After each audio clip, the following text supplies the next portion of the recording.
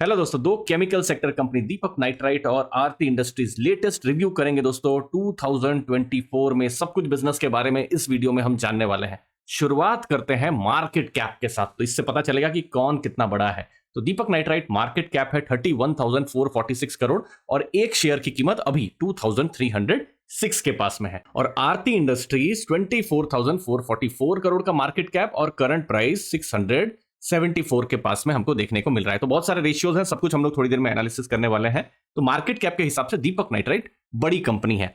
अब कैसा परफॉर्मेंस रहा है, ये कौन सी कंपनी है, ये दीपक नाइट्राइट है। तो देखिए 9 महीनों का रेवेन्यू अगर आप देखेंगे कैसी कमाई हुई है, तो 7% ईयर ऑन ईयर कम है। इसका मतलब क्या है, 6046 करोड़ अप्रैल से दिसंबर 2022 में था, इस बार 5613 करोड़ का है, तो ये गिरा है। आरती इंडस्ट्रीज कैसा है, देखिए कुछ ऐसा ही ट्रेंड देखने को मिल रहा है। यहां पर भी 7% ही गिरा है 9 महीनों का रेवेन्यू। यहां रेवेन्यू कम है, 5456 करोड़ से गिरकर 5057 करोड़ का रेवेन्यू।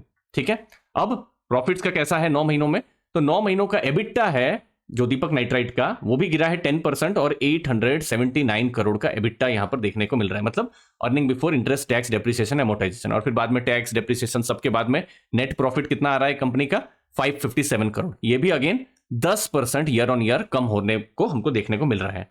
आरती इंडस्ट्रीज के केस में एबिटा 16% कम हुआ है और ये 702 करोड़ हो गया है।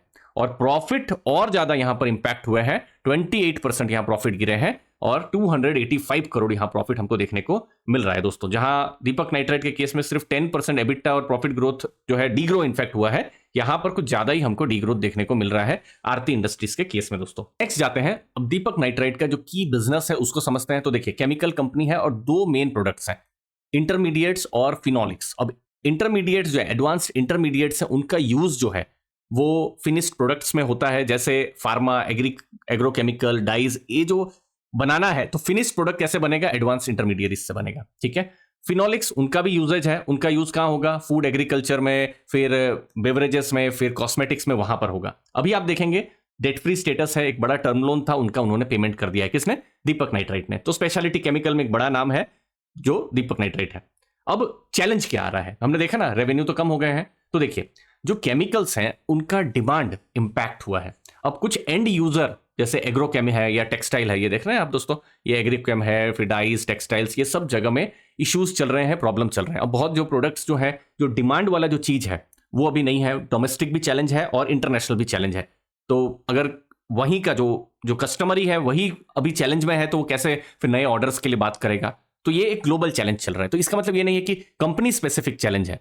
ठीक है, और दूसरी चीज है रॉ मटेरियल के प्राइसेस, जो अभी तो बहुत हद तक स्टेबल हो चुके हैं, लेकिन ये 2022-23 में बहुत सारा इश्यूज था। लेकिन फिर भी कंपनी केपेक्स कर रही है। केपेक्स मतलब क्या है, कैपिटल एक्सपेंडिचर।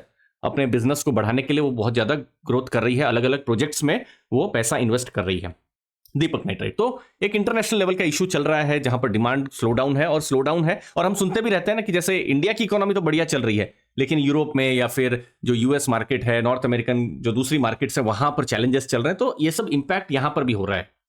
आरती इंडस्ट्रीज के केस में वो बेंजीन बेस्ड डेरिवेटिव्स पर काम करते हैं। तो जो प्रोडक्ट्स हैं, again agrochemical, FMCG, polymer, pharma, वहां पर होता है और उनके स्ट्रॉन्ग एक्सपोर्ट रेवेन्यूज भी हैं। अब फिर वही बात आ जाती है, एक्सपोर्ट में ऑलरेडी चैलेंजेस हमको देखने को मिल रहे हैं अलग अलग कंपनी के। एग्रोकेम ऑलरेडी चैलेंज में है, तो आरती इंडस्ट्रीज का भी जो बिजनेस है वो इंपैक्ट हुआ है। लेकिन बहुत रिसेंट में उनको दो बड़े ऑर्डर्स भी मिले, जैसे 3000 करोड़ का ऑर्डर मिला है, एक बहुत बड़ा एग्रीकल्चरल जो एग्रोकेम कंपनी है उनका 9 इयर्स तक का ये ऑर्डर मिला है। और 6000 करोड़ का एक ऑर्डर एक मल्टीनेशनल कंपनी है, उससे 4 इयर्स का यहां पर एक ऑर्डर मिला है। तो कुछ रिसेंट में आरती इंडस्ट्रीज को बड़े ऑर्डर्स मिले हैं, तो ये एक पॉजिटिव चीज है। रिजल्ट तो इतना अच्छा नहीं आया है, लेकिन अभी कुछ रिसेंट में उनको कुछ बड़े ऑर्डर्स आरती इंडस्ट्रीज को हमको देखने को मिले हैं। अगेन चैलेंज क्या है, वही एक्सपोर्ट मार्केट में स्लो डाउन चल रहा है। तो आप देख रहे हैं कि दोनों ही कंपनियों के केस में जो चैलेंजेस है कुछ सिमिलर ही है। प्रोडक्ट्स अलग अलग जगह में यूज हो सकते हैं, बट अगेन अगर हम टोटल केमिकल और स्पेशलिटी केमिकल बास्केट में उनको डालें तो प्रोडक्ट जो है वहीं पर ही आते हैं। अच्छा, डिस्क्रिशनरी स्पेंड जो है वो कम हो गई है और इनके जो प्रोडक्ट्स हैं उनका यूज जो है डिस्क्रिशनरी। अब डिस्क्रिशनरी क्या है कि जो भी चीजें बहुत जरूरी नहीं है, फॉर एग्जाम्पल आप खाना खाते हैं तो आपके लिए राइस या रोटी जरूरी हो सकता है, लेकिन बिस्किट चॉकलेट जरूरी नहीं है, तो वो डिस्क्रिशनरी खर्चा हुआ। जस्ट आपको मैं समझाने के लिए बोल रहा हूं। तो इनके जो प्रोडक्ट्स हैं, जो भी केमिकल कंपनीज हैं, तो वो डिस्क्रिशनरी जो भी सेक्टर है वहां पर यूज होते होंगे। फिर एग्रो कंपनीज में ऑलरेडी चैलेंज है, डी स्टॉकिंग की बात ऑलरेडी चल रही है, मतलब जो डीलर्स हैं ऑलरेडी अभी नया स्टॉक नहीं मंगवा रहे हैं। फिर ये सब चैलेंजेस हैं, लेकिन लॉन्ग टर्म के लिए यहाँ पर जो लॉन्ग टर्म की जो थीम है, जैसे चाइना से भारत में सब्स्टिट्यूशन, वो अभी भी इंटैक्ट है। और दूसरी चीज है, केपेक्स भी कर रही है कंपनी, और डेट जो है अभी आरती इंडस्ट्रीज का आप देखेंगे तो हाई है। अब देख लेते हैं वैल्यूएशन और कुछ रेशियोज दोनों ही कंपनियों के केस में, तो देख लेते हैं। तो दीपक नाइट्राइट के केस में पी रेशियो कुछ 39-40 के पास में हमको देखने को मिल रहा है। दीपक नाइट्राइट के केस में 5 ईयर का अगर आप देखेंगे जो पीई रेशियो है, ये रहा पी रेशियो, अराउंड 28 के आसपास हमको देखने को मिल रहा है, और 39-40 का हमको पी है। आरओसी 29.7 मजबूत है, आरओई 22.7 मजबूत है, और ऑलमोस्ट डेट फ्री है क्योंकि उन्होंने बड़े डेट को यहां पर हटा दिया है। यस, जो चैलेंज जो दीपक नाइट्राइट के केस में देखने को मिल रहा है वो है मार्जिन्स का। तो देखिए, जैसे दिसंबर 2023 में देखिए यहां पर 15% का मार्जिन है, और यही जैसे दिसंबर 2022 में 16% का मार्जिन था, और ये देखिए दिसंबर 2021 में 20% का मार्जिन था। तो धीरे धीरे आप देखेंगे जो मार्जिन्स हैं और जो रेवेन्यू है वहां पर ग्रोथ पिछले 2 साल से हुआ नहीं है, और वो रिवाइवल साइंस जो है वो देखना बहुत जरूरी है। आरती इंडस्ट्रीज अगेन पी रेशियो 56 है, लेकिन पी रेशियो इसीलिए भी ज्यादा ऑप्टिकली ज्यादा दिख सकता है क्योंकि उनका बहुत ज्यादा एक्चुअली में आप देखेंगे कि उनका जो प्रॉफिट्स हैं कम हुए हैं। आप देखिए यहां पर ये उनका टोटल प्रॉफिट 611 करोड़ था लास्ट जो महीना था, लास्ट पूरा जो फाइनेंशियल ईयर था। अभी जो 3 महीने हैं बहुत ज्यादा प्रॉफिट यहां पर हमको नहीं देखने को मिला है। ये कुछ प्रॉफिट अगर आप देखेंगे 280-300 करोड़ के अंदर ही आ रहा है, तो प्रॉफिट्स उनके घटे हैं, और उसकी वजह से पी रेशियो हमको ऑप्टिकली थोड़ा ज्यादा हमको देखने को मिल रहा है। आरओसी बहुत स्ट्रांग नहीं है, 10.4 बहुत स्ट्रांग नहीं है, आरओई भी मतलब ठीक ही है, मतलब ये आप देखिए ये 12 या 15 से ऊपर हो तो बहुत अच्छा है, बट ये ठीक ठाक नंबर है, बहुत अच्छा नहीं है। डेट टू इक्विटी अगेन उनका ज्यादा है। उनका मार्जिन्स भी देख लेते हैं कि क्या कुछ इंपैक्ट पड़ा है, कैसा है, तो देख लेते हैं ये मार्जिन्स। तो देखिए दिसंबर क्वार्टर में उनका भी देखिए 15% ही मार्जिन है, यहाँ दिसंबर 2022 में 17% मार्जिन था, और फिर 43% मार्जिन, तो उनके भी मार्जिन को लेकर चैलेंज है। तो दोनों ही कंपनियों में अभी हमको रिसेंट में चैलेंजेस देखने को मिल रहा है। लास्ट में दीपक नाइट्राइट कमजोर परफॉर्मेंस है एडवांस्ड इंटरमीडिएरीज में। नेक्स्ट है प्राइसिंग प्रेशर है चाइनीज डंपिंग के कारण से, तो उससे क्या हो गया, मार्जिन में इंपैक्ट पड़ गया है क्योंकि चाइना क्या कर रहा है, जो केमिकल्स हैं वहां पर भी कम डिमांड है, तो इंटरनेशनल मार्केट में कम भाव में डंप कर दे रहा है, तो जो इंडियन कंपनीज है उनको चैलेंज हो रहा है। और ये सिर्फ दीपक नाइट्राइट ही नहीं, बहुत सारी केमिकल कंपनीज जैसे यूपीएल को भी आप ले लीजिए, तो इन सबको चैलेंज देखने को मिल रहा है। लेकिन डेट फ्री है, लेकिन अपने हिस्टोरिकल लेवल से थोड़ा महंगा भी है।